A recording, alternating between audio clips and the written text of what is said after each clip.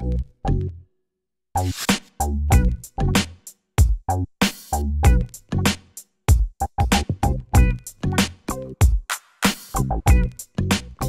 you for tuning in to Joe Closeit. My name is Joe Sheehan, and this is my friend Randy Gust. He also originates loans here in town. And we got a question. We had a question that came up. Somebody got asked for a check up front from the lender, and so we're going to answer the question: should you ever pay your lender up front? Should you ever give them money up front before your loan closes? Tell us what happened, Randy. Well, they went in, got the, actually I think it was over the telephone, and they got the process started, and they didn't quite know that was going to get asked of them.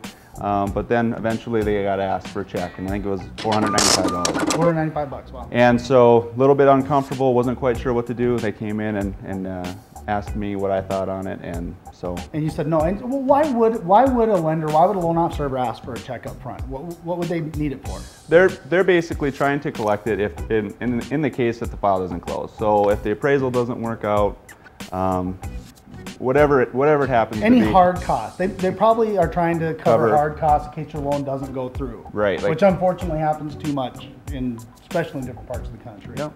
So really, I think it really comes down to the agreement that we set as the professionals with the customer up front, and lay out what we see as far as the risks, if that's likely to happen or not. And so tell me, you don't do this, right? You don't collect. I don't. My team, we don't do this. Is there ever a time? So if a lender asks a customer for a check, should you never give a lender a check? Should you run if somebody asks you for a check? I don't want to say never, because I don't. If it's a specialty case that might require some more time or something like that, there might be a variable that causes for it. So I don't want to say never, but it's definitely out of the norm. Something I'd be a little leery of. Definitely not mail one.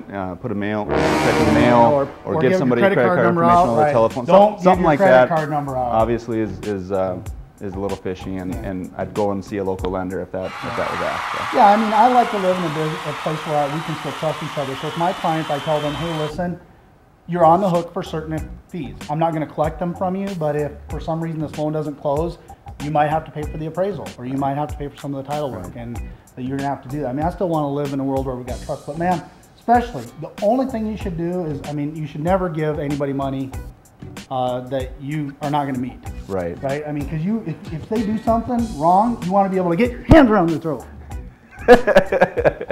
Hey, thanks for tuning in to Joe Closeit. I appreciate it. Thanks, Randy, for being here. Subscribe. Go to the side here. Put your email in, or go to this link right here. And hey, you're going to be automatically entered in for a drawing for a $100 Best Buy gift certificate if you do that. And we're doing that all on October 15, 2011. Thank you. Making dreams come true, one closing at a time.